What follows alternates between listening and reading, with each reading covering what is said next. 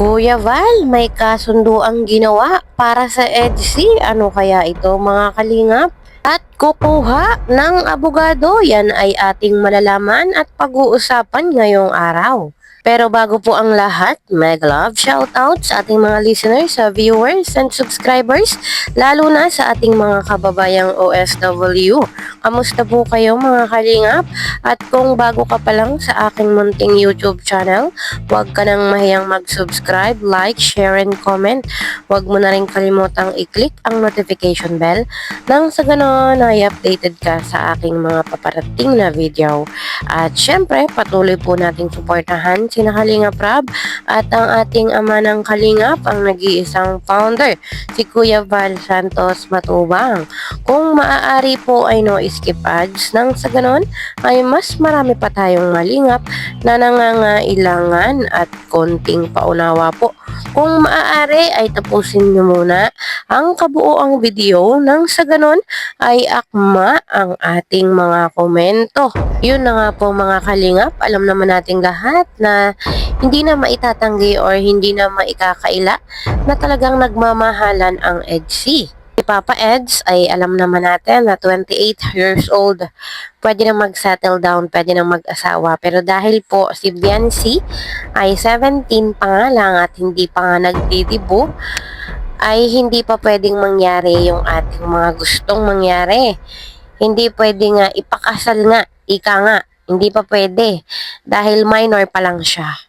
Gamat may bakod nga po at hindi pa nga pwede dahil may ibang priority, may mas dapat unahin kesa sa mga katulad nga po ng gusto natin na magkaigi na itong dalawa ay hindi pa nga pwede dahil nga itong si Viancy ay mas priority yung kanyang pag-aaral, nakafocus sa pag-aaral lalo pa nga po at beneficiary siya, paaral siya ng ating kalingap at kahit naman na gustuhin man natin ay hindi pa nga pwede.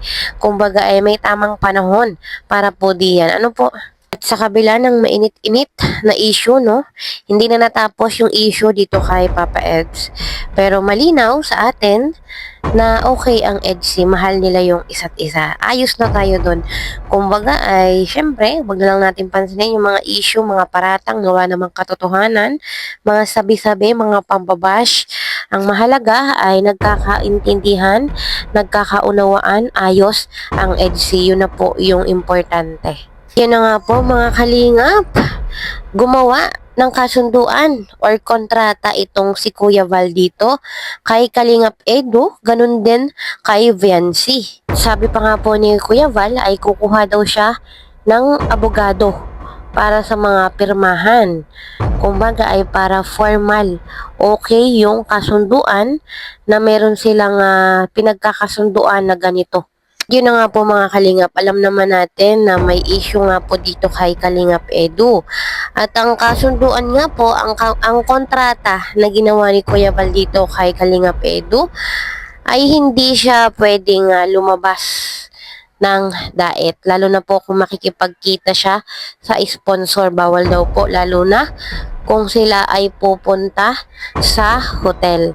Kumbaga ay okay daw po kung yung sponsor ang pupunta sa daet. Pero kung si Kalingap Edu mismo yung aalis at makikipagkita doon sa sponsor ay bawal na bawal daw po dahil iniiwas nga po hanggat maaari ni Kuya Val sa mga issue itong si Kalingap Edu dahil nga po alam naman natin na mayroon daw po nga na sponsor na nagkakagusto dito kay Kalingap Edu. Yung iba pa nga daw po ay nirereto yung kanilang mga anak dito kay Kalingap Edu kahit alam naman daw po nila na may ka-love team na itong si Kalingap Edu ay nirereto pa rin. Kumbaga ay iniiwas ni Kuya Val itong si Kalingap Edu baka daw po mapikot pa. Eh di paano na lang si Viancy?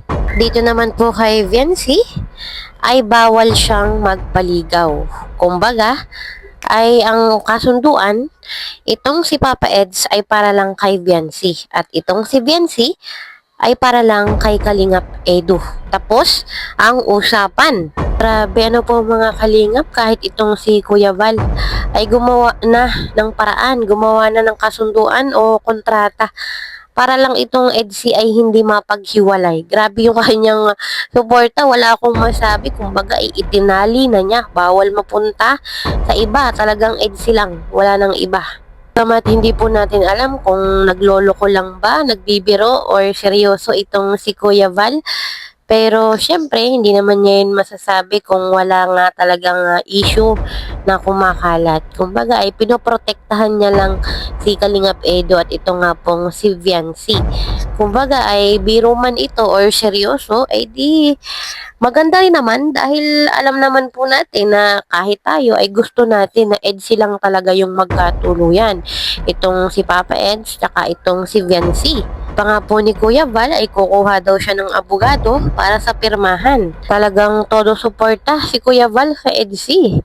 Pero syempre po mga kalinga, para sa akin ay hindi naman natin hawak, lalo na po itong si Kalingap Edo, hindi po natin hawak yung kanyang pag-iisip, yung kanyang magiging desisyon in the future. Ganon din po kay Viancy. Kumbaga, hindi natin alam yung mangyayari. Kahit po tayo, hindi natin alam. Sina Kuya Val, hindi rin alam kung ano ba talaga yung gusto ni Kalingap Edo or ni Viancy. Hindi natin masasabi kung yung bang gusto natin ay gusto din nila. Kaya ang mas maganda na lang pong gawin ay suportahan natin kung ano man yung kanilang mga desisyon in the future. So, yun po mga kalingap. Hanggang dito na lang muna. See you in my next video. Bye!